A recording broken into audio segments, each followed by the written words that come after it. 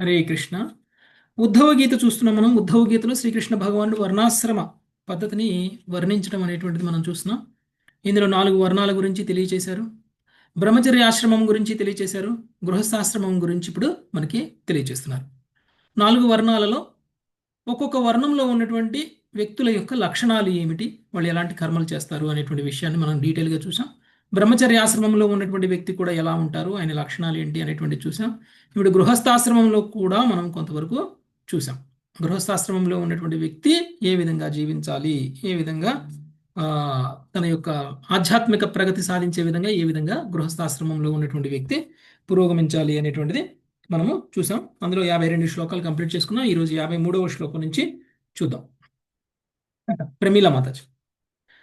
పుత్రదారాప్త బంధూనాం సంగమ ప్రాస్త సంగమం పుత్రదారాప్త బంధూనాం సంగమః పాంద సంగమం అనుదేహం వియంత్యేతే స్వప్నో నిద్రానుగోయతాం. అనుదేహం వియంతే తే స్వప్నో నిద్రానుగో యథా. సంతానము, భార్య, బంధుమిత్రులు మున్నగు వారితో సాంగత్యము కేవలం ప్రయాణికుల తాత్కాలిక కలయిక వంటిది. స్వప్నమంది పొందిన వస్తువులను స్వప్నము పూర్తయినంతనే మనుషుడు కోల్పోయేది రీతి ప్రతి దేహ మార్పుతో అతడు అట్టి అనుయాయుల నుండి వేరగుచుండును. భాష్యము. హోటళ్లలో, భోజనశాలలో, పర్యాటక కేంద్రంలో లేదా పురాతన సంస్కృతిని అనుసరించి బావుల వద్ద, నడిచే మార్గంలో ప్రయాణికుల తాత్కాలిక సంగమును పాంత సంగమ అను పదము సూచించును. ప్రస్తుతము మనము పలువురు బంధుమిత్రులతో, శ్రేయోభిలాషులతో జతకూడి ఉన్నాము. కానీ భౌతిక దేహమును త్యజించినంతనే మనము ఈ అమాయక అనుయాయుల నుండి వేరు కాగలము. నిద్ర నుండి మేల్కాంచినంతనే స్వప్నం యొక్క కల్పిత స్థితి నుండి మనము వెంటనే వేరొకట వంటిదే ఇది. మనుజుడు స్వప్నమునందలి ఇంద్రియ భోగం పట్ల అనురక్తుడు కావచ్చును. అట్లే నేను, నాది అనడి మిథ్యాభావనలో మన మిథ్యాంకారమును సంతుష్టపరచడి నామమాత్ర బంధుమిత్రుల పట్ల అనురక్తులమయ్యేదము. దురదృష్టవశాత్తు అట్టి క్షణికమైన మిథ్యాహంకార సాంగత్యము ఆత్మకు, భగవంతునికి సంబంధించిన నిజమైన జ్ఞానమును కప్పివేయును. అప్పుడు శాశ్వతమైన ఇంద్రియ భోగము కొరకు వృధాయత్నము కావించుచు మనము భ్రమలో తిరుగాడుచుందుము. కుటుంబము, బంధువులనడి దేహాత్మ బుద్ధికి అనురక్తుడైన వాడు నేను, నాది లేదా నేనే సర్వస్వము, అంతయు నాది అనడి మిథ్యాంకార భావనను త్యజించడి అవకాశమే లేదు. ఇంద్రియ భోగమును త్యజించనిదే మనము భక్తి యోగం యొక్క దివ్య స్థితి యందు స్థిరులము కాజాలము. అందువలన నిత్య సుఖము యొక్క అసలైన రసాస్వాదనము మనము చేయజాలము. శ్రీకృష్ణుడే ఏకైక బంధువని స్వీకరించి విశుద్ధ భక్తుడు కానిదే మనుజుడు తాత్కాలికము బాహ్యమునైన బంధుత్వములకై తప్పించుటను విడిచిపెట్టజాలడు. ఇంటి నుండి ప్రేమించడి వారి నుండి దూరముగా నున్న ప్రయాణికుడు తోటి ప్రయాణికులతో బాహ్య సంభాషణ చేయవచ్చును. కానీ అట్టి సంబంధములు తుట్టతుదకు అర్ధరహితములు కనుక మనుజుడు శ్రీకృష్ణ భగవాన్తో గల సంబంధమును పునరుద్ధరించుకొనవలసి ఉన్నది. స్వభావరీత్యా మనమందరము ఆధ్యాత్మిక ఆనంద నిధి అయిన శ్రీకృష్ణుని అంశలము. అతనితో మన ఆది సంబంధము ప్రేమానందములతో నిండినట్టిది. కానీ అతనికి స్వతంత్రముగా భోగించవలన కోరిక కారణమున మనము మాయారచితమైన భ్రమపూర్వకము అర్ధరహితమునైన లౌకిక సంబంధముల ఉచ్చులో పడిపోవచ్చున్నాము. ఆత్మకు ఈ లోకమునందు గాని వేరొక భౌతిక లోకముందు గాని నిజమైన ఆనందము, సంతుష్టి లేవని బుద్ధిమంతుడు ఎరుగగలడు. కనుక ప్రయాణము వలన అలసిన వాని వలె అతడు శ్రీకృష్ణ భగవానుని శ్రద్ధావంతుడైన సేవకునిగా నిత్య శాంతిని పడయుటకు నిశ్చయముగా భగవద్ధామమునకు వెడలబలెను. హరే కృష్ణ ప్రభుజీ, దండత్ ప్రణాం. హరే కృష్ణ. సో ఇక్కడ మనము గృహస్థుల గురించి క్లియర్గా తెలియజేస్తున్నారు. గృహస్థులు భౌతికమైనటువంటి కార్యకలాపాలలో పూర్తిగా బిజీగా ఉంటారు. సో వాళ్ళకి కుటుంబం ఉంటుంది, పిల్లలు ఉంటారు, వాళ్ళందరినీ కూడా పోషించాల్సినటువంటి బాధ్యత ఉంటుంది. ఈ ప్రయాణంలో గృహస్థ జీవనం అనేటువంటిది కేవలం ఇంద్రియ నిగ్రహం చేసుకోలేనటువంటి వ్యక్తులకు మాత్రమే ఉద్దేశించబడింది, అందరికీ కాదు. ఓకే. ఇంద్రియ నిగ్రహం కనుక చేయగలిగినటువంటి వ్యక్తి ఎవరైనా ఉంటే, ఇంద్రియ తృప్తి అనేటువంటిది కనుక తగ్గించుకోగలిగితే అలాంటి వ్యక్తి గృహస్థ జీవనంలోకి రానవసరంలా బ్రహ్మచర్య ఆశ్రమం నుంచి డైరెక్ట్గా వానప్రస్థ సన్యాసం తీసుకోవచ్చు. మరి గృహస్థాశ్రమంలోకి వచ్చింది ఇంద్రియ తృప్తి కోసం కదా. ఇంద్రియ తృప్తిని ఎలా చేయాలి? తిరిగి వానప్రస్థానికి వెళ్ళాల్సినటువంటి దాన్ని మనం గుర్తుపెట్టుకుంటూ ఇంద్రియ తృప్తి చేయాలి. అంటే భవిష్యత్తులో మనం వానప్రస్థము సన్యాసము తీసుకోవాలి అనేటువంటి దాన్ని గుర్తుపెట్టుకొని మనం గృహస్థ జీవనాన్ని గడపాలి. అలా కాకుండా మన యొక్క లక్ష్యాన్ని మర్చిపోయే విధంగా గృహస్థ జీవనంలో ఉండిపోకూడదు. గృహస్థ జీవనంలో ఉన్నటువంటి వ్యక్తికి బంధాలు ఏర్పడతాయి. ఈ బంధాలు భార్యతోటి, పిల్లలతోటి, మనవళ్ళతోటి, మనవరాళ్లతోటి, కొడుకులతోటి, కోడళ్లతోటి, ఇలాంటివన్నీ కూడా బంధాలు అనేటువంటివి ఏర్పడతాయి. ఈ ఏర్పడినటువంటి ప్రతి బంధము కూడా ప్రయాణం చేసేటప్పుడు మనతో కలిసి ప్రయాణం చేసేటువంటి వ్యక్తులలాగా.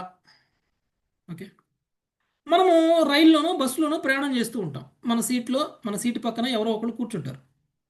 వాళ్ళతోటి ఎలాంటి బంధం అయితే మనకి ఏర్పడుతుందో అలాంటి బంధమే ఈ బంధుమిత్రులతోటి కూడా మనకి ఏర్పడేటువంటి బంధం. ఈ మనం ఏదైతే గృహస్థ జీవనంలో ఉన్నప్పుడు ఏర్పడేటువంటి బంధం మనకి క్లియర్గా తెలుసు. ట్రైన్లో ప్రయాణం చేసేటప్పుడు, బస్సులో ప్రయాణం చేసేటప్పుడు పక్కన కూర్చున్నటువంటి వ్యక్తి మనవాడు కాదు, మనకి ఆ వ్యక్తికి ఎలాంటి సంబంధము లేదు, ఆయన గమ్యం వచ్చేస్తే ఆయన దిగిపోతాడు, మన గమ్యం వచ్చినప్పుడు మనం దిగిపోతాము అని మనకు తెలుసు. కాబట్టి మన పక్కన కూర్చున్నటువంటి వ్యక్తితో మనం ప్రేమగా మంచిగా నవ్వుతూ మాట్లాడినా ఎలాంటి అటాచ్మెంటు మనం పెట్టుకోం. ఆయన వెళ్ళిపోయేటప్పుడు ఏడుస్తామండి మనం. ఎల్లకు ఎల్లకు ఉండు నా పక్కనే కూర్చొని ఏడుస్తామా? ఎవరు ఏడుస్తారు? ఎవరైనా ఏడుస్తారా? ఉం? ఎవరు ఏడవరు. కొంచెం అన్న బాధ కలుగుతుందా వెళ్ళిపోతుంటే? అప్పటి వరకు 3 గంటలు 4 గంటలు కూర్చొని ముచ్చట్లు చెప్పినటువంటి వ్యక్తి వెళ్ళిపోతూ ఉంటే కొంచెం అన్న బాధ కలుగుతుందా? ఏముంటది ప్రభుజీ? ఏముండదు. వెళ్తే వెళ్ళాళ్ళే అనుకుంటాం. కొన్ని సందర్భాలు అయితే ఎప్పుడు వెళ్తాడా అని చూస్తాం. అప్పుడు మనం కాళ్ళు సాపుకొని కూర్చోవచ్చు కదా. కదా. సో అంటే ఎందుకు మనకి ఆ బాధ, ఆ అటాచ్మెంట్ ఉండదు అని అంటే అది తాత్కాలికమైనటువంటి సంబంధము అనేటువంటి విషయంలో మనకి పూర్తి జ్ఞానం ఉంది కాబట్టి మనకు ఆ అటాచ్మెంట్ రాదు, ఆ సంగతం అనేటువంటి రాదు. అలానే ఈ భౌతిక జీవితంలో ఉన్నటువంటి బంధాలు కూడా తల్లి అయినా, తండ్రి అయినా, భర్త అయినా, పిల్లలైనా, బంధుమిత్రులు ఎవరైనా తాత్కాలికమైనటువంటి బంధాలు ఈ శరీరంలో ఉండేంతవరకే. కానీ దీన్ని మనం మిథ్యాహంకారంతో మర్చిపోతున్నాము. మనకున్నటువంటి మిథ్యాహంకారం అంటే తప్పుగా భావించటం, మనల్ని మనము గుర్తించకుండా చేసేటువంటి ఆలోచనలు, కర్మలు, మన యొక్క సహజమైనటువంటి ఆత్మ యొక్క తత్వాన్ని అర్థం చేసుకోకుండా ఈ శరీరాన్ని ఆత్మతో పోల్చుకోవడం, ఈ శరీరమే ఆత్మ అని అనుకోవడం, దేహాత్మ భావన శాశ్వతమైనటువంటి బంధంగా భావిస్తాం. దానికి ఆధ్యాత్మిక పురోగతిని తాకట్టు పెట్టేస్తాం. నేను ఆధ్యాత్మికంగా పురోగమించకపోయినా పర్వాలేదు, నా కొడుకు, నా కూతురు, నా తండ్రి, నా భర్త అనేటువంటి భావనలో మనం ఉంటాం. ఎంతమంది భాగవతం క్లాస్ వినడానికి, భగవద్గీత క్లాస్ వినడానికి, లేదు అనంటే గుళ్ళోకి వెళ్ళడానికి, లేదంటే ఆధ్యాత్మికంగా పురోగమించడానికి నా కుటుంబం అడ్డం వస్తుంది అని ఎంతమంది అంటలేదు? నా కుటుంబ సభ్యులు అడ్డం వస్తున్నారు అని ఎంతమంది అంటలేదు? వాళ్ళ గురించి మనం చేయాల్సినటువంటి సాధనను కూడా మానేసేటువంటి పరిస్థితులు ఉన్నాయి కదా. మన సాధన ఇలా ఉండాలి, ఆధ్యాత్మికంగా పురోగమించాలి అంటే అలా ఎందుకు ఉండలేకపోతున్నాము అనంటే కుటుంబ సభ్యులు. నా భర్తకి ఉల్లిపాయ అంటే ఇష్టం, దోశ మీద ఉల్లిపాయలు వేసి పచ్చిమిరపకాయలు వేసి ఇస్తే తప్ప తినడు. అందుకనే నేను ఉల్లిపాయ తినాల్సిందే, నాకు తప్పదు ఆయన కోసం. ఓకే, అలాంటి కారణాల వల్ల మనం నిజానికి ఆత్మహత్య చేసుకుంటున్నాము, ఆత్మను చంపేస్తున్నాం, ఆత్మకి పురోగతి ఇవ్వట్లేదు. ఇప్పటికీ కూడా మనం ఒక అడుగు ముందుకేయాలంటే మన కుటుంబ సభ్యులు అడ్డం వస్తున్నారు. నిజానికి కారణం ఆ కుటుంబ సభ్యులతో మనకు ఉన్నటువంటి బంధం శాశ్వతము, వాళ్ళని సంతృప్తిపరచడమే మన జీవితం యొక్క లక్ష్యము అని అనుకుంటున్నాం. కాబట్టి మనము కృష్ణుడిని పక్కన పెట్టేశాం. కానీ శాశ్వతమైనటువంటి బంధం మనకి కృష్ణుడితోనే ఉంది. మిగిలిన ఏ బంధం అయినా సరే అశాశ్వతం, అది నచ్చని సత్యం. ఓకే, మనకి నచ్చినా నచ్చకపోయినా నిజం అదే. అలాంటి మనము ఆధ్యాత్మికంగా శ్రీకృష్ణుడితోటి ఉన్నటువంటి బంధాన్ని, సహజమైనటువంటి బంధం, దాన్ని మీరు వద్దు అనుకున్నా, మీకు నచ్చకపోయినా కానీ అది నిజం. ఆ సహజమైనటువంటి బంధాన్ని గుర్తించలేకపోవడం అనేటువంటిది మనకున్నటువంటి మిథ్యాహంకారం కారణం. ఓకే, మిథ్యాహంకారం కారణం. అందుకనే మనం గృహస్థ జీవనంలో ఉన్నటువంటి వాళ్ళకి హెచ్చరిక ఏమిటి? డిటాచ్డ్గా ఉండాలి, అటాచ్డ్గా ఉండకూడదు, చాలా ఎక్కువ పూసుకోకూడదు. ఎంత ఎక్కువ పూసుకుంటే అంత నష్టం మనకి. అలా అని మన బాధ్యతల్ని చేయకూడదు ఉండాలా? నువ్వెవరో నేనెవరో, నేను పోతే నువ్వెవరో, నువ్వు పోతే నేనెవరో, కాబట్టి నీకు నాకు సంబంధం లేదు, వండుకుంటే వండుకో, తింటే తిను, లేకపోతే లేదు అని భార్య భర్తతో అనాలా? అలా అనకూడదు. లేదు ప్రభుజీ. అలా అనకూడదు. మనం ప్రభుజీ ఆధ్యాత్మికంగా మరి పురోగతి. బాధ్యత స్వీకరించినప్పుడు ఆటోమేటిక్ వాళ్ళ మీద అఫెక్షన్ వస్తుంది కదా. ఎఫెక్షన్ రాకుండగా, ఎఫెక్షన్ అంటే ఇప్పుడు వాళ్ళ పట్ల మనకు ఉన్నటువంటి బాధ్యతను నెరవేర్చడానికి అవసరమైన ప్రేమ కావాలి. ఉమ్, కొంచెం అన్న ప్రేమ లేకపోతే ఎవరో దారిని పోయే వాళ్ళ కోసం మనం వండి పెడతామండి? చేయలేం కదా. Yes, అంటే ప్రభు. ఎవరికైనా మనం వండి పెడుతున్నాము, ఎవరికైనా మనం సేవ చేస్తున్నాం అంటే ఎంతో కొంత ప్రేమ ఉండాలి కదా. ఆ, అంటే మనకు ఒక మోటివేషన్ ఉండాలి. ఎస్, ఈయన తినకపోతే మంచిది కాదు, ఈయన తినకపోతే మనకి బాధ, కాబట్టి ఆ బాధ మాత్రం చాలు. తినాలి అని అనుకునేటువంటి, పెట్టాలి అనేటువంటి ఫీలింగు, చూసుకోవాలి, మంచిగా ఉండాలి అని. ఎందుకు? అది కూడా మనం వాళ్ళ పట్ల చూపిస్తున్నటువంటి కృపే. ఈ జ్ఞానం కలిగినటువంటి వ్యక్తి మన యొక్క కుటుంబ సభ్యుల పట్ల కృపను చూపించాలి, దయను చూపించాలి. ఎలా? ఎలా అంటే ఆధ్యాత్మికంగా మనకి అంత జ్ఞానం ఉంది, వాళ్ళకి ఆ జ్ఞానం లేదు, కాబట్టి వాళ్ళకి ఆ జ్ఞానం ఇచ్చే ప్రయత్నం చేయాలి. అదే మనం వాళ్ళ పట్ల చూపిస్తున్నటువంటి కృప. దానికని నాకు ఈరోజు తెలిసిపోయింది, నాకు ఈరోజు భాగవతం క్లాస్లో తెలిసిపోయింది, నేను ఒక శరీరాన్ని కాదు, నేను ఒక ఆత్మని, నువ్వు కూడా ఒక శరీరం కాదు, నువ్వు కూడా ఒక ఆత్మవే అని ఈరోజు రాత్రే లేకపోతే రేపు పొద్దున్నే మీ హస్బెండ్తో మీరు చెప్పేశారనుకోండి, వింటారా? నమ్ముతారా? తినరు ప్రభుజీ. కాబట్టి మనకు తెలిసిన జ్ఞానం మొత్తం వాళ్ళ ముందు కక్కీయటం కాదు, వాళ్ళ మీద కృప చూపించడం అంటే వాళ్ళ స్థాయిలోనే కొంచెం కొంచెం ఒక్కొక్క మెట్టు పైకి వచ్చేలా మనం ప్రయత్నం చేయాలి. ఆయనకి ప్రసాదం పెట్టాలి, సుకృతిని ఇవ్వాలి, ఫస్ట్ సుకృతిని ఇవ్వాలి, మనం ఇవ్వగలిగినంత సుకృతిని ఇవ్వాలి. ఓకే, ప్రసాదం పెట్టాలి, చరణామృతం ఇవ్వాలి, ఆ, లేదంటే దేవుడి సేవకు అవసరమైనటువంటి ఏదైనా సరే వస్తువుల్ని తీసుకురావడానికి ప్రయత్నం చేయాలి, ఆయనతోటి పూజ చేయించాలి, ఆయనతోటి ప్రసాదం తినిపించాలి, ఆయనతోటి హరే కృష్ణ మహామంత్రాన్ని చెప్పించాలి. ఇలాంటి సుకృతులు ఏమైనా. ఒకవేళ ఆయన చెప్పను అన్నాడు అనుకోండి, మీరు గట్టిగా పోయి ఆయన చెవులు అయినా చెప్పచ్చు. ఓకే, అప్పుడు ఏమవుతుంది? కనీసంగా వింటారు. సో మీరు ఆయన ముందు ఏదైనా కీర్తన పెట్టచ్చు, ఆయన ముందు ఏదైనా క్లాస్ పెట్టచ్చు, ఆయన ముందు ఏదైనా సరే ఆధ్యాత్మికమైన ప్రభుపాద వాణి ఒక ఇప్పుడు బాక్స్ ఒకటి వస్తుంది, బాక్స్లో ప్రభుపాద చెప్పిన లెక్చర్స్ అన్నీ ఉంటాయి, ప్రభుపాద పాడిన కీర్తనలు అన్నీ ఉంటాయి, ప్రభుపాద బుక్స్ అన్నీ ఉంటాయి అందులో.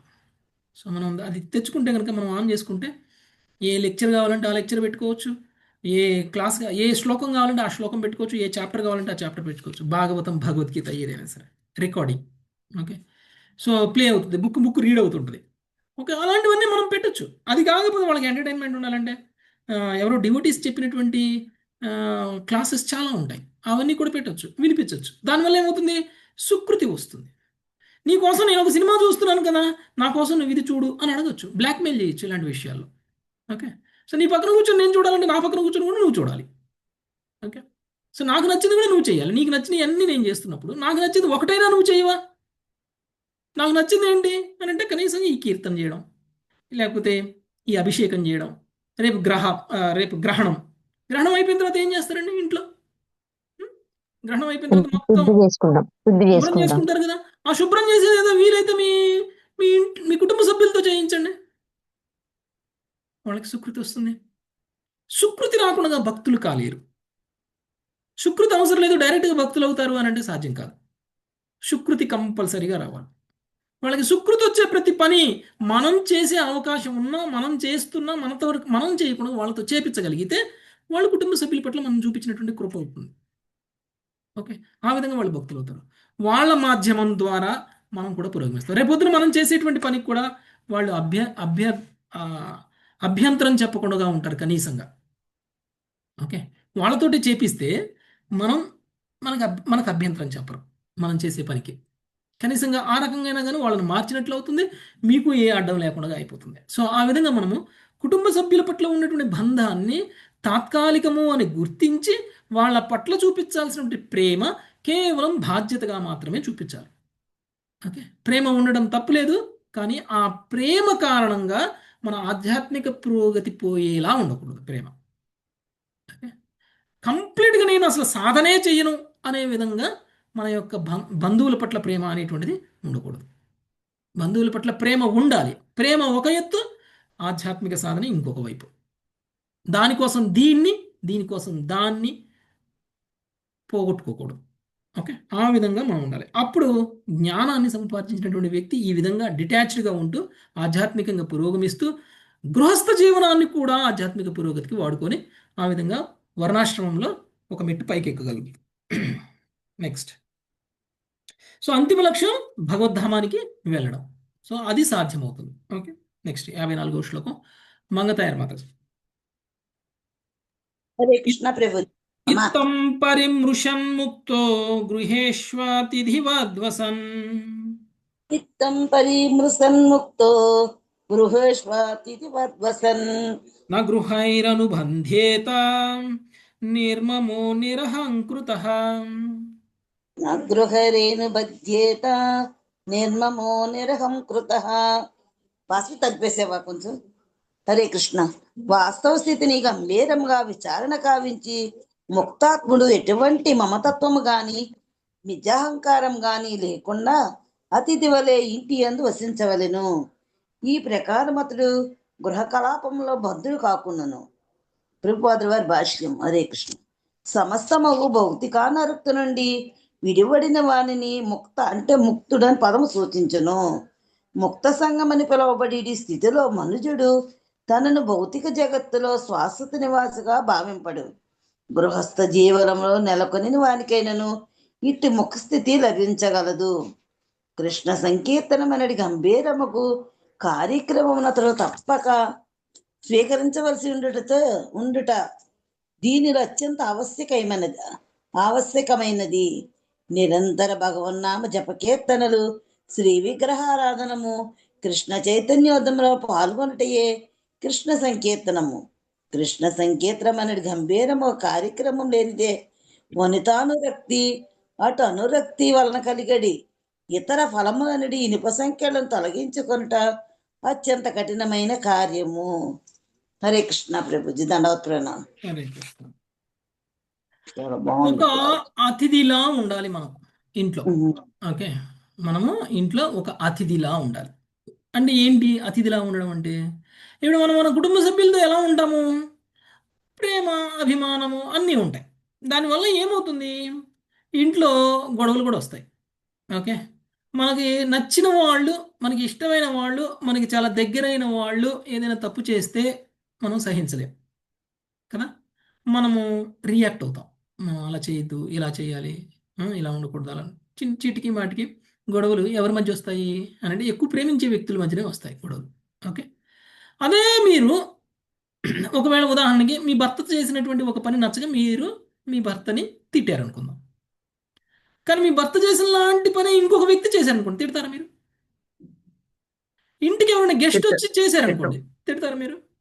ఓకే, ఉదాహరణకి బయట వదలాల్సిన చెప్పులు తీసుకొచ్చి హాల్లో వదిలేశాడు అనుకోండి, ఏమంటారు మీరు? చెప్పులు ఎందుకు హాల్లో వదిలేసావు, బయట పెట్టు అంటారు, తిడతారు. అదే ఒక గెస్ట్ వచ్చి అలానే బయట వదలాల్సిన చెప్పులు వచ్చి లోపల పెట్టాడు అనుకోండి, ఏమంటారు మీరు?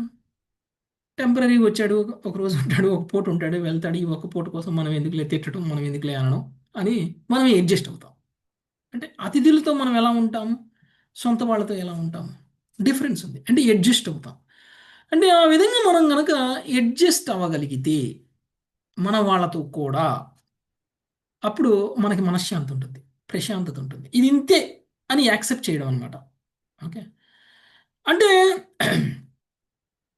అశాశ్వతమైనటువంటి బంధాలతోటి శాశ్వతమైనటువంటి గుర్తింపు అనేటువంటిది మనకే ప్రమాదం. అందుకని గంభీరంగా విచారణ కావించే ముక్తాత్ముడు ఎటువంటి సంగత్వము కానీ ఎటువంటి మిథ్యాహంకారము కానీ లేకుండా అతిథి వలె ఇంటి యందు వసించవలెను. గృహస్థ జీవనం ఇది ఇలా ఉంటే గృహస్థుడు అని అంటారు. ఓకే, గృహస్థుడు ఇంట్లోనే ఉంటూ ఇంట్లో దేనికి సంగత్వాన్ని కలిగి ఉండరు.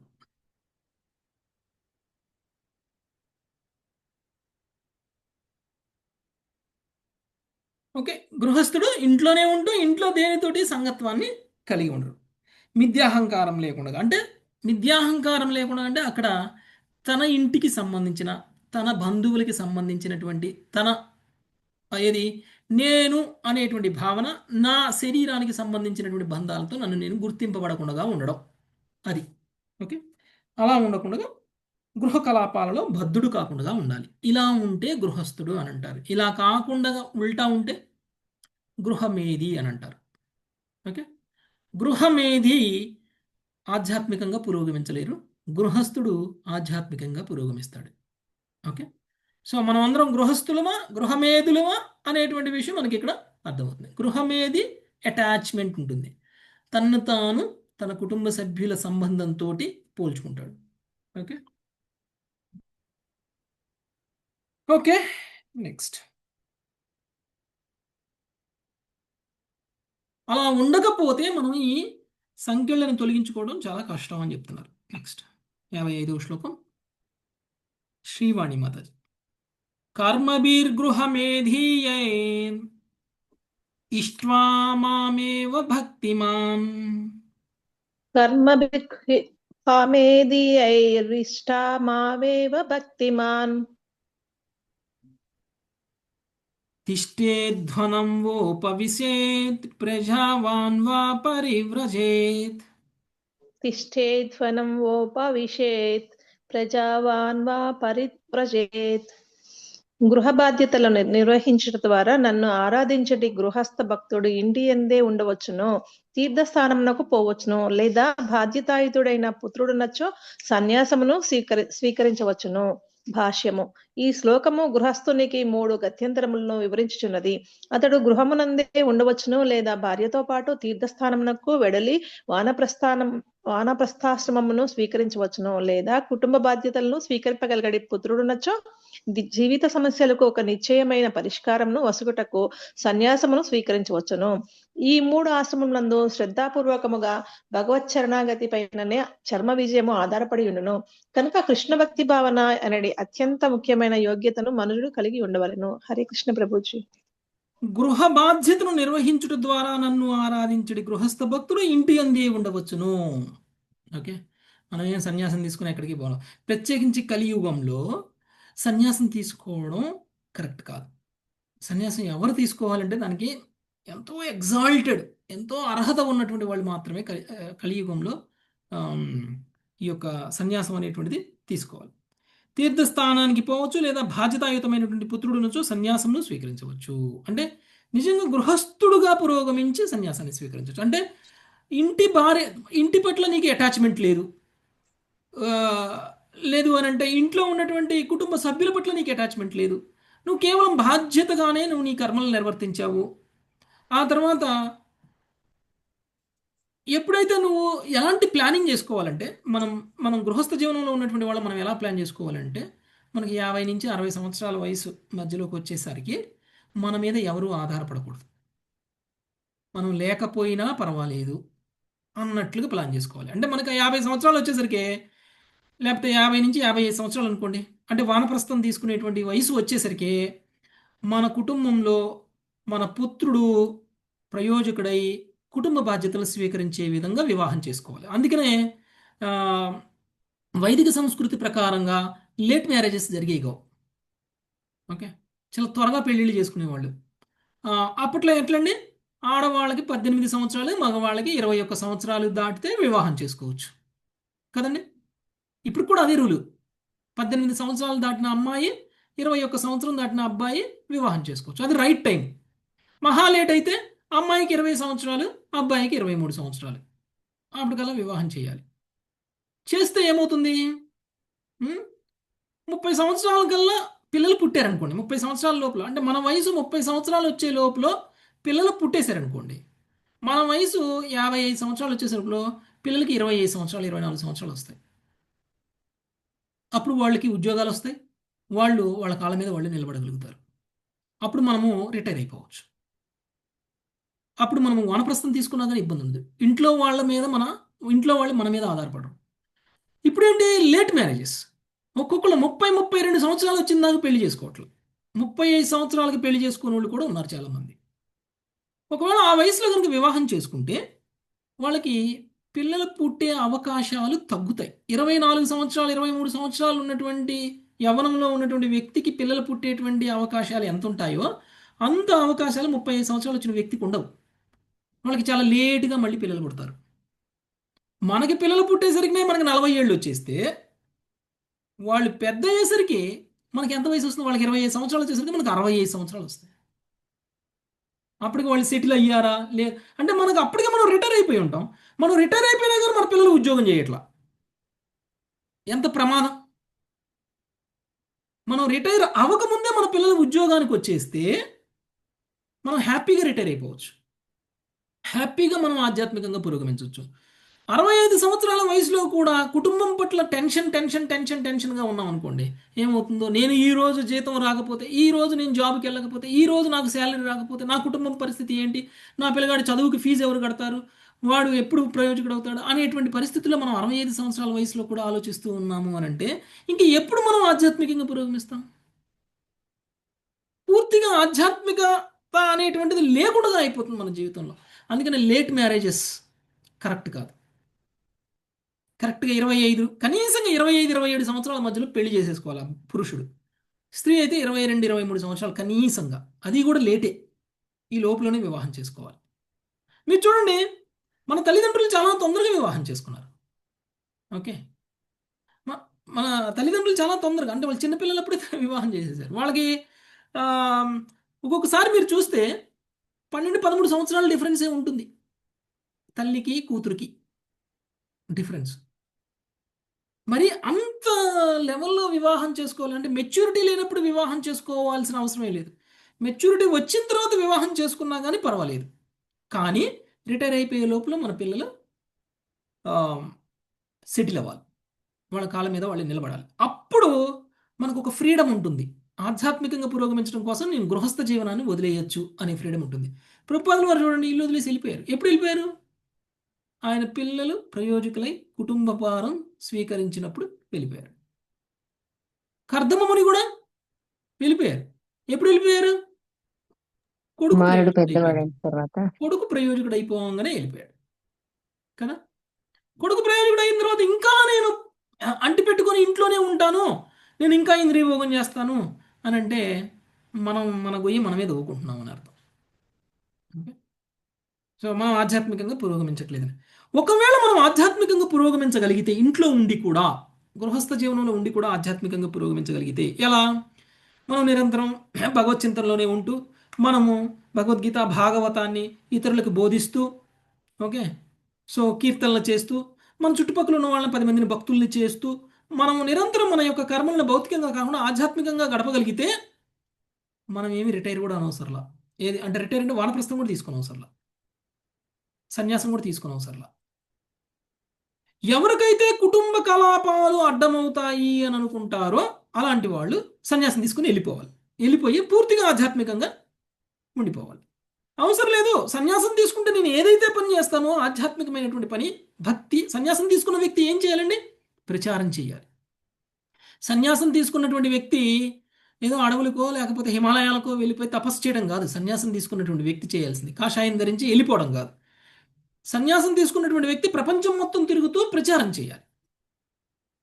మనం గనక అలాంటి ప్రచారాన్నే గనక ఇంట్లో ఉండి కూడా చేయగలిగితే, ఇంట్లో వాళ్ళని భక్తులు చేయొచ్చు, ఇంటి పక్కల చుట్టుపక్కల ఉన్న వాళ్ళని భక్తులు చేయొచ్చు, మన కాలనీలో ఉన్న వాళ్ళని భక్తులు చేయొచ్చు, మనకి సాధ్యమైనంతగా మనము కృష్ణుడికి సేవ చేయొచ్చు. ఈ విధంగా చేయగలిగితే సన్యాసం అవసరం లేదు.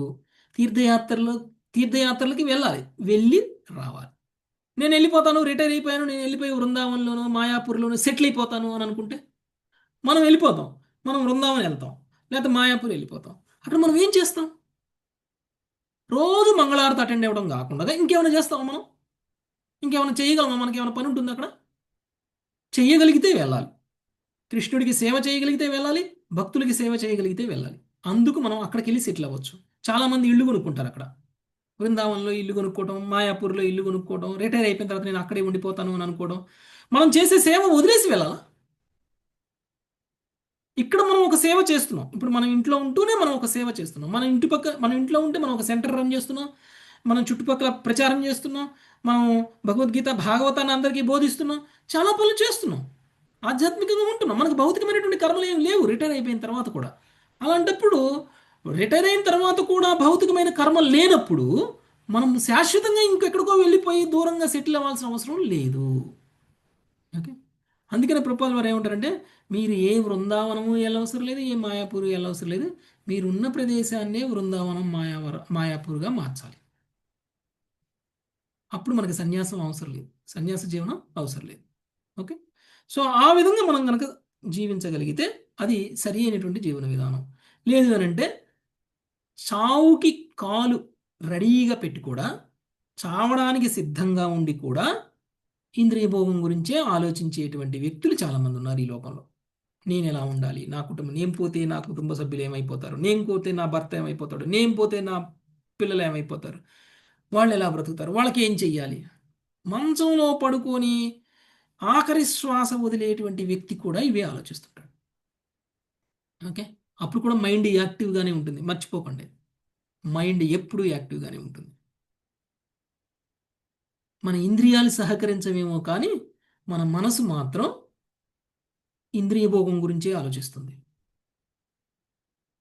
మనం ఏదైనా చూసి తినాలి అని అనిపిస్తుంది కానీ తినలేము. ఏది చూసినా ఎంజాయ్ చేయాలి అని అనిపిస్తుంది కానీ ఎంజాయ్ చేయడానికి మన ఇంద్రియాలు సహకరించవు. కానీ మైండ్ మాత్రం నవయవ్వనంగా ఉంటుంది, ఎప్పుడు నవయవ్వనంగా. ఎందుకు అంటే మనం అలానే బ్రతుకుతూ వచ్చేసాం కాబట్టి, అలానే జీవిస్తూ మొత్తం 65 సంవత్సరాలు గడిపాం కాబట్టి పూర్తిగా. కాబట్టి ఇప్పటి నుంచే మనం ప్రాక్టీస్ చేయాలి. గృహస్థ జీవనంలో ఉన్నటువంటి వ్యక్తి ఇప్పటి నుంచే ప్రాక్టీస్ చేయాలి. వయసులో ఉన్నప్పటి నుంచే ప్రాక్టీస్ చేయాలి. ఎలా? వానప్రస్థం తీసుకున్న తర్వాత మనం ఎలా ఉండాలో అలా ఉండడానికి ప్రాక్టీస్ చేయాలి. మీరు 16 మాలలు తీసుకోవాలి అని భవిష్యత్తులో అనుకుంటున్నారు అనుకోండి, మీరు 8 మాలలు తీసుకున్న వాళ్ళు ఏం చేస్తారండి? మీరు 16 చేస్తూ ఉంటారు. 16 చేస్తూ ఉంటాం. ఇప్పటి నుంచే 16 చేస్తూ ఉంటాం. అప్పుడు ఈ 16 మాలల జపానికి మనము దీక్ష తీసుకున్నప్పుడు మనకి 16 చేయడం కష్టం అవ్వదు అని, అప్పుడు ఇబ్బంది అవ్వదు. మన లైఫ్ స్టైల్లో మార్పు ఏమీ ఉండదు. అప్పుడు ఇప్పుడు ఒకలాగానే ఉంటుంది. మనకు అది పెద్ద కష్టంగా అనిపించదు అని మనం ముందే 16 మాలలు చేస్తాం. 4 మాలలు తీసుకున్న వాళ్ళకి ఏం చెప్తాం? నెక్స్ట్ నువ్వు తీసుకోబోయేది 8 మాలలు జపం కాబట్టి నువ్వు ఇప్పటి నుంచే 8 మాలలు చేయడం స్టార్ట్ చేయి. భవిష్యత్తులో నువ్వు 8 మాలలు తీసుకోవడానికి భయపడవు. ఓకే, అమ్మో నేను చెయ్యలేను అనేటువంటి భయం ఉండదు. అలానే వానప్రస్థ జీవనం అనేటువంటిది లక్ష్యం అని తెలుసుకున్నటువంటి మనము గృహస్థ జీవనంలో ఉన్నప్పుడే అలాంటి ఆలోచనల్ని, వానప్రస్థంలో మనం చేయాల్సినటువంటి ఆలోచనల్ని, మన భావాలని అలా మార్చుకోగలగాలి, అడాప్ట్ చేసుకోవాలి. అంతేకాని దొరికింది కదా అని చెప్పేసి ఎంజాయ్ చేసేయటం, వాళ్ళ కోసమే బ్రతకడం, వాళ్ళ కోసమే చావడం, ఇది సరైన పద్ధతి కాదు. చాలామంది ప్రేమించే వ్యక్తులు మరణిస్తే వాళ్ళ కోసం వీళ్ళు కూడా మరణిస్తారు కదా. సూసైడ్ చేసుకుంటారు. వాళ్ళు బాగా ప్రేమించే వ్యక్తి చనిపోతే సూసైడ్ చేసుకొని చచ్చిపోయే వాళ్ళు ఎంతమంది లేరు? ఎందుకంటే జీవితం యొక్క లక్ష్యం తెలియనటువంటి వ్యక్తులు ఇలాంటి పనులు చేస్తారు. మన భక్తి వృక్ష క్లాస్లోనే ఉన్నటువంటి ఒక మెంబర్ అలా చేశారు. చాలా బాధపడ్డాం. మొత్తం క్లాసులు అన్నీ విన్నారు. 26, 27 వారాల క్లాసులు విన్నారు. భక్తి వృక్ష, భాగవతం, భగవద్గీత అన్నీ విన్నారు. భర్త చనిపోయారు. భార్య ఏం చేశారంటే అదే రోజు ఇంకొక గంటలో భర్త చనిపోతాడు అని తెలియగానే ఆయన చనిపోకముందే నేను ముత్తైదువుగా చావాలి అని ఒక సెంటిమెంట్ తోటి ఆమె ఊరేసుకొని చనిపోయారు. మన క్లాస్ అటెండ్ అయ్యే ఒక మాతాజీ. ఓకే, కొన్నాళ్ళ క్రితం. అంటే ఏమి విన్నారు, ఏమి నేర్చుకున్నారు, ఏమి శాస్త్రం అర్థం చేసుకున్నారు? ఏమీ లేదు. అశాశ్వతమైనటువంటి బంధం అది అనేటువంటి దాన్ని గ్రహించకుండా టూ మచ్ అటాచ్మెంట్ పెంచేసుకోవడం, ఇంకా వాళ్ళు లేకపోతే నేను బతకలేను అనేటువంటి స్థితికి వచ్చేయడం అనేటువంటిది చాలా ప్రమాదకరమైనటువంటి సిచ్యువేషన్ మనకి ఈ భౌతిక జీవితంలో. అలాంటి పరిస్థితుల్లో మనం వెళ్ళకూడదు. ఏ వస్తువు పట్లైనా, ఏ వ్యక్తి పట్లైనా సరే వాళ్ళు లేకపోతే నేను బతకలేను అనేటువంటిది ఉండకూడదు. అది ఎడిక్షన్, దాన్ని ఎడిక్షన్ అంటారు. చాలామంది మందు తాగేవాళ్ళు అది లేకపోతే నేను బతకలేను, డ్రగ్స్ తీసుకునేవాళ్ళు అది నేను లేకపోతే బ్రతకలేను అని ఎలా అనుకుంటారో, ఒక వ్యక్తి లేకపోతే బ్రతకలేను అని అనుకోవడం కూడా అంతే సమానం. అది కూడా వ్యసనమే. ఓకే, అందుకనే వ్యసనాలు భక్తుడికి ఉండకూడదు. ఒక భక్తుడికి వ్యసనం అనేటువంటిది ఉండకూడదు. ఏది లేకపోయినా సరే నా జీవితంలో ఏ మార్పు ఉండదు, నేను ఇలానే ఉంటాను అనుకోవడం చాలా ఉత్తమం. అలా ఉండగలగాలి కూడా అనుకున్నటువంటి వ్యక్తి. అప్పుడు మనం ఆధ్యాత్మికంగా పురోగమించడానికి అవకాశం ఉంటుంది. ఓకే, నెక్స్ట్ 56 అయిపోయింది కదండి. నెక్స్ట్ 57 శిరీష మాతాజీ. హరే కృష్ణ ప్రభుజీ. అహో మే పితరౌ వృద్ధౌ భార్యా బాలాత్మజాత్మజా. అహో మే పుత్ర 56 అవ్వలేదండి. అవలేదు ప్రభుజీ. ఓకే, 56 చదవండి మాతాజీ, శిరీష మాతాజీ. ఓకే. యస్త్వాసక్తమతిర్గేహే పుత్రవిత్తైషనాతురః. యస్త్వాసక్తమతిర్గేహే పుత్రమిత్రయేషణాతురః. స్త్రైణః కృపణధీర్మూఢో మమాహమితి భజ్యతే. స్తైన కృపణ ధీర్మూఢో మమాహమితి బాధ్యతే.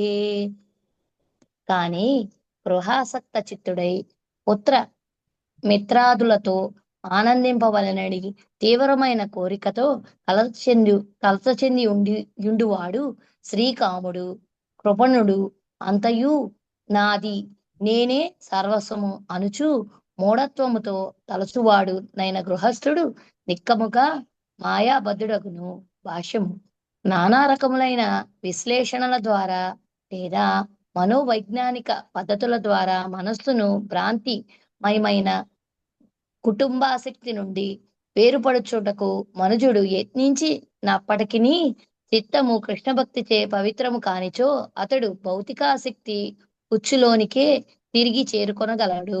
కృపణుడైన గృహస్థుడు ఇతరుల ఎడ ఏమాత్రము దయచూపక కేవలము తన కుటుంబము లేదా జాతి గురించి ఆలోచించును. విద్యాహంకారి, కాముకుడు, ఆసక్తుడు పుత్రమిత్రాదులతో ఆనందించవలనని తీవ్రమైన కోరికలతో సర్వదా కలత చెంది యుండువాడునైన లౌకిక గృహస్థుడు నిస్సహాయముగా చింత ఉచ్చులో బంధితుడై ఉండును. హరే కృష్ణ ప్రభుజీ.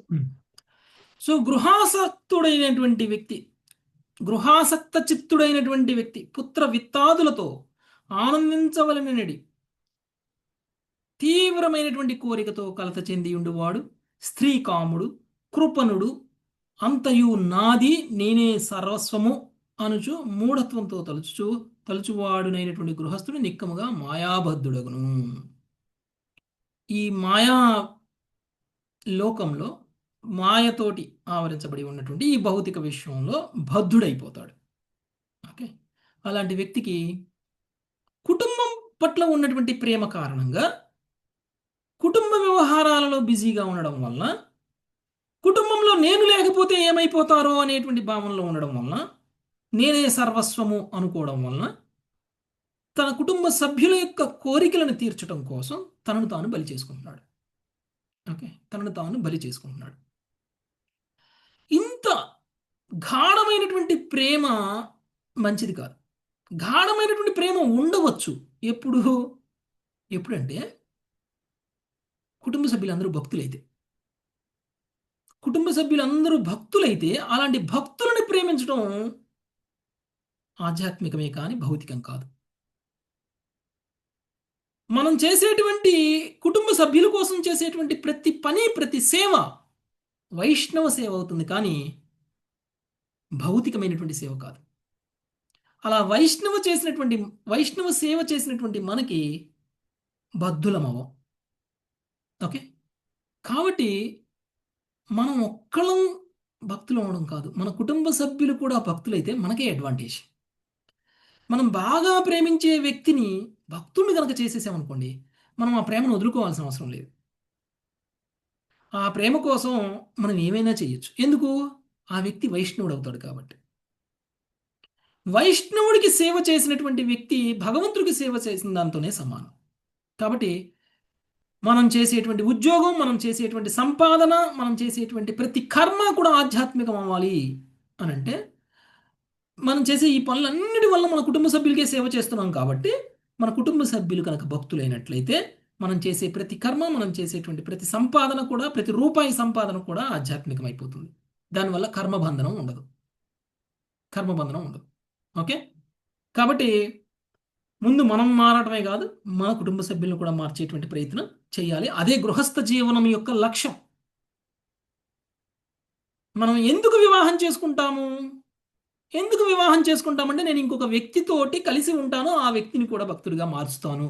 అందుకు నేను ఎందుకు వివాహం చేసుకుంటాను అనంటే నాకు ఒక కుటుంబం ఏర్పడుతుంది, ఆ కుటుంబాన్ని మొత్తాన్ని భక్తులుగా మార్చచ్చు. అదే వివాహం చేసుకోకపోతే అది సాధ్యం కాదు కదా.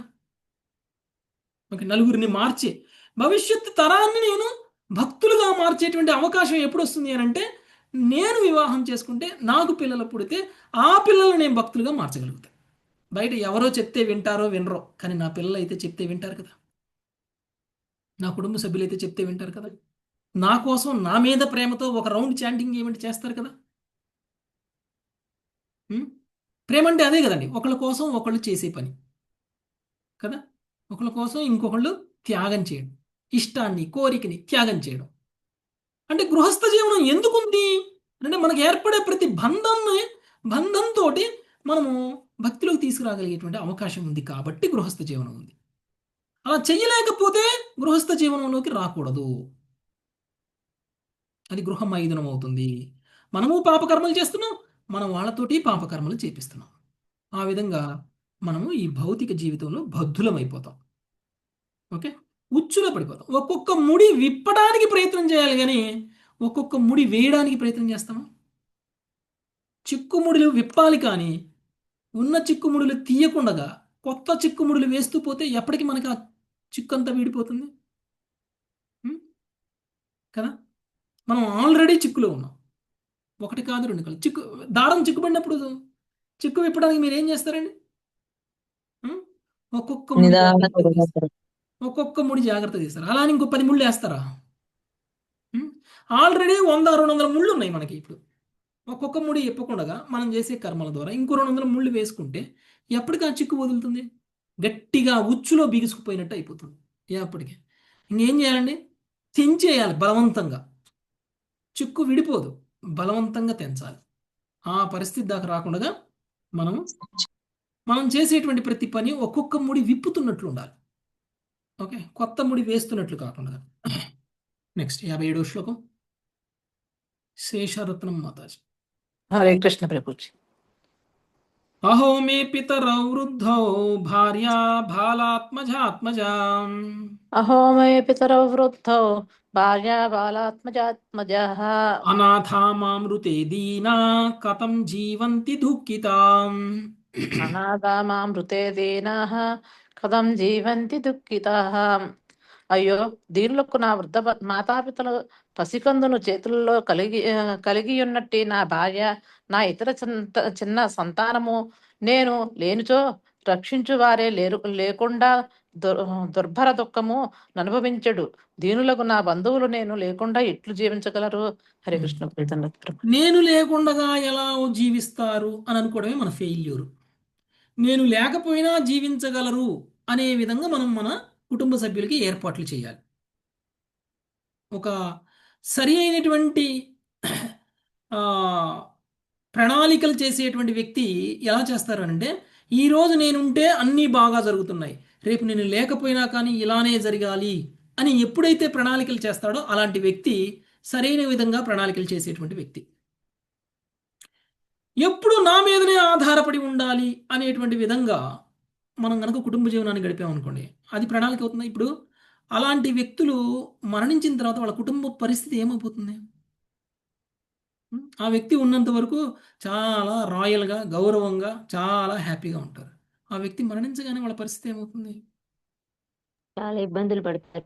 చాలా ఇబ్బందులు పడతారు. వాళ్ళు తినడానికి కూడా ఫుడ్ ఉండదు వాళ్ళకి. అలాంటి వ్యక్తులు ఉన్నారు. అనాథ శరణాలయాల్లో బ్రతుకుతున్న ముసలి వాళ్ళు చాలా మంది ఉన్నారు. ఎందుకంటే వాళ్ళ భర్తను కోల్పోయిన తర్వాత అలాంటి పరిస్థితులు. కాబట్టి మన ప్లానింగ్ ఎలా ఉండాలంటే, నా భార్య నా పిల్లల మీద ఆధారపడుతుందిలే నేను లేనప్పుడు అన్నట్లు కూడా ఉండకూడదు. ఎందుకంటే పిల్లలు చూసుకుంటారనే గ్యారంటీ లేదు. ఏ పిల్లలకైతే మనం సేవలు చేసి, పెద్దవాళ్ళని చేసి, ప్రయోజకులను చేసి, ఉద్యోగాలు ఇప్పించి ఒక స్థిరపడేలా చేశామో ఆ పిల్లలే మనం లేనప్పుడు భార్యని లేకపోతే తండ్రిని వాళ్ళు అనాథ శరణాలయాల్లో పెడతారు, వృద్ధాశ్రమాల్లో పెడతారు. వృద్ధాశ్రమాల్లో పెడతారు. వాళ్ళ బ్రతుకులు వాళ్ళు బ్రతకండి అని అంటారు. మనం వెళ్ళి ఒక గంట కూడా ఉండలేనటువంటి ఒక వాతావరణంలో వాళ్ళని ఉంచుతాం. మనం వెళ్ళి ఒక గంట కూడా ఉండలేము అక్కడ. వాసన, అక్కడ ఉన్నటువంటి పరిస్థితులు, అక్కడ ఉన్నటువంటి ఫుడ్, అక్కడ ఉన్నటువంటి వాతావరణము, మనం ఒక 5 నిమిషాలు కూడా గడపలేము. అలాంటి ప్రదేశంలో మన తల్లిదండ్రుల్ని జీవితాంతం ఉండాలి, వాళ్ళు మరణించేంత వరకు, శరీర త్యాగం చేసేంత వరకు ఉండాలి అనేటువంటి భావనలో ఉంచడం అనేటువంటిది ఎంత పాపం.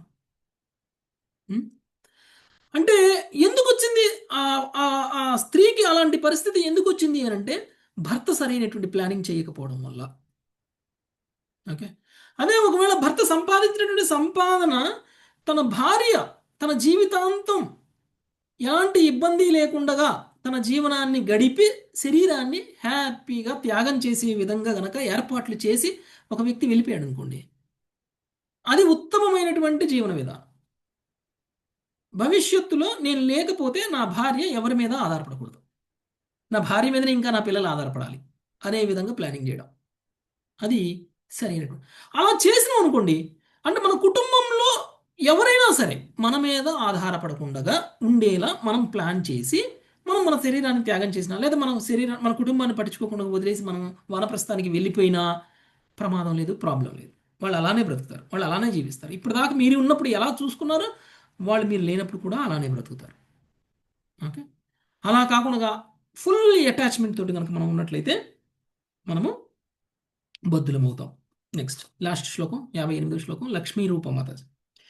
ఏవం గృహాశయా క్షిప్తా హృదయో మూఢధీరయం ఏవం గృహాశయ క్షిప్త హృదయో మూఢధీరయం ఆతృప్తస్థాననుధ్యాయన్ మృతోంధం విశతే తమః. ఆతృప్త స్థాన నుధ్యాయన్ మృతోద్ధం విశతే తమః. ఈ విధంగా మూఢబుద్ధి కారణమున గృహాసక్తిచే చిత్తము కల్లోలితమైనట్టి గృహస్థుడు ఎన్నడును సంతృప్తుడు కాచాలడు. నిరంతరము తన కుటుంబ సభ్యులనే తలపోయుచు అతడు మరణానంతరము అజ్ఞానాంధకారమున పడును. భాష్యము. ఆసక్తుడు గృహస్థుడు దేహాసక్తి అనేది ఆదిమ స్వభావము కారణముగా తదుపరి జన్మను నిక్కముగా పతనము చెందునని అంధ విశతే తమః అను పద సమూహము సూచించును. అనగా తానే సమస్తమునకు కేంద్ర బిందువునని భావించుచు ఇంద్రియ భోగమును అనుభవించుచు పిమ్మట మనుజుడు నీచ జీవజాతులలోకి పతనము చెందును. కనుకనే ఏదో విధముగా మనము కృష్ణుని పైననే మన చిత్తమును నిలిపి జ్ఞానాంధకారము నుండి బయటపడి కృష్ణ భక్తి భావనడి నిజ జీవితమును చేరవలెను. శ్రీమద్ భాగవతం నందలి వర్ణాశ్రమ పద్ధతిని శ్రీకృష్ణుడు వర్ణించుటాను ఏకాదశ స్కందములోని 17వ అధ్యాయమునకు కృష్ణ కృపామూర్తి శ్రీల ఏసీ భక్తి వేదాంత స్వామి ప్రభుపాదులు వారి వినమ్ర శిష్య గణితము భాష్యము సమాప్తము. హరే కృష్ణ ప్రభుజీ, ధన్యవాదాలు. సో మన మూఢ బుద్ధి కారణంగా గృహాసక్తితో కల్లోలితమైనటువంటి గృహస్థుడు ఎన్నడూను సంతుష్టుడు కాజాలడు. నిరంతరము తన కుటుంబ సభ్యులనే తలపోయిచు అతను మరణానంతరము అజ్ఞానాంధకారమున పడును. అంటే భవిష్యత్తును తాకట్టు పెట్టేస్తున్నాడు. భవిష్యత్తులో మనం ఏమైపోతాము అనేటువంటి కొంచెం కూడా ఆలోచన లేకుండా, యాక్చువల్లీ మనం ఆలోచిస్తున్న భవిష్యత్తు ఏంటంటే మనం ఈ శరీరంలో ఉన్నంత వరకే మనం భవిష్యత్తు గురించి ఆలోచిస్తున్నాం. ఈ శరీరాన్ని వదిలేసిన తర్వాత కూడా మనకు భవిష్యత్తు కాలం ఉంది. ఆ సమయాన్ని పూర్తిగా ఇగ్నోర్ చేసేటువంటి సమయం. ఓకే, అంటే మనల్ని మన శరీరంతో, మన బంధుమిత్రులతో మనల్ని మనం గుర్తింపబడడం. ఓకే, యాక్చువల్గా ఇక్కడ చూడండి, భాష్యంలో చివరికి అంతా అయిపోయిన తర్వాత శ్రీమద్ భాగవతంలో వర్ణాశ్రమ పద్ధతిని శ్రీకృష్ణుడు వర్ణించుట అను ఏకాదశ స్కందంలోని 17వ అధ్యాయముకు కృష్ణ కృపామూర్తి శ్రీల ఏసీ భక్తి వేదాంత స్వామి ప్రభుపాదుల వారి వినమ్ర శిష్య ప్రణీతముగు భాష్యం సమాప్తం. ఎవరు రాశారు ఈ భాష్యం? ప్రభుపాదుల వారి శిష్యులు రాశారు. వాళ్ళను వాళ్ళు ఎలా గుర్తించుకుంటున్నారు? నేను పలానా వంశస్థుణ్ణి, నేను పలానా కులస్తుణ్ణి, లేకపోతే నేను పలానా పేరు నాది, నేను రాసిన భాష్యం సమాప్తం అని రాస్తున్నారు వాళ్ళు. ప్రభుపాదుల వారిని ప్రభుపాదుల వారి శిష్య ప్రణీతం అడ్రస్ అని. చేస్తున్నారు. అంటే వాళ్ళని వాళ్ళు ఎలా గుర్తించుకున్నారు? ప్రభుపాదుల వారి శిష్యులుగా గుర్తిస్తున్నారు. అంటే భౌతికమైనటువంటి శరీరంతో మనల్ని మనం గుర్తించడం కాదు, మన గురువు ద్వారా మన గుర్తింపు పొందాలి. గురువుతో కనెక్షన్ మనకి గుర్తింపు. మీరెవరు అంటే నేను పలానా గురువు గారి శిష్యుణ్ణి. మీరెవరు అంటే లేదు లేదు నేను పలానా వ్యక్తి యొక్క వైఫ్ని, లేదా పలానా కుటుంబంలో ఆడపడుచుని అని చెప్పడం భౌతికంగా ఉండడం. నేను ఎవరు అని అంటే నేను పలానా పరంపరలో ఒక వ్యక్తిని, నేను ఇస్కాన్లో ఒక సభ్యుణ్ణి, ఇస్కాన్లో నాకు ఒక గురువు ఉన్నారు, పలానా గురువు, ఆ గురువు యొక్క శిష్యుణ్ణి నేను. ఇది ఆధ్యాత్మిక గుర్తింపు. ఓకే, అంటే మనల్ని మనం మన కుటుంబ సభ్యులతోటి, మనకున్నటువంటి భౌతికమైనటువంటి ఆస్తులతోటి, మనకున్నటువంటి భౌతికమైనటువంటి బంధాలతోటి గుర్తింపబడకుండా డిటాచ్డ్గా ఉండగలిగితే మనల్ని మనం ఉద్ధరించుకున్నట్టు. అలా కాకపోతే మరణానంతరం మనం మళ్ళీ అధమ జీవితంలోకి వెళ్ళిపోతున్నాం, అంధకారంలోకి వెళ్ళిపోతున్నాం. ఓకే, ఇక్కడికి ఈ అధ్యాయం కంప్లీట్ అయిపోయింది. ఇందులో మనం గృహస్థుడు ఎలా ఉండకూడదు అనేటువంటి విషయాన్ని మనం చూసాము. ఇక నెక్స్ట్ అధ్యాయంలో వర్ణాశ్రమ ధర్మ వర్ణం ఇంకా కంటిన్యూ చేస్తారు. అందులో వానప్రస్థం సన్యాసం గురించి డీటెయిల్డ్గా వివరణ చూద్దాం. Thank you very much. Hare Krishna. వాంఛాకల్పతరుభ్యశ్చ వాంఛాకల్పతరుభ్యశ్చ కృపా సింధుభ్యేవ చ వైష్ణవేభ్యో వైష్ణవేభ్యో హరే కృష్ణ హరే కృష్ణ హరే కృష్ణ హరే రామ హరే రామ రామ రామ హరే అందరికి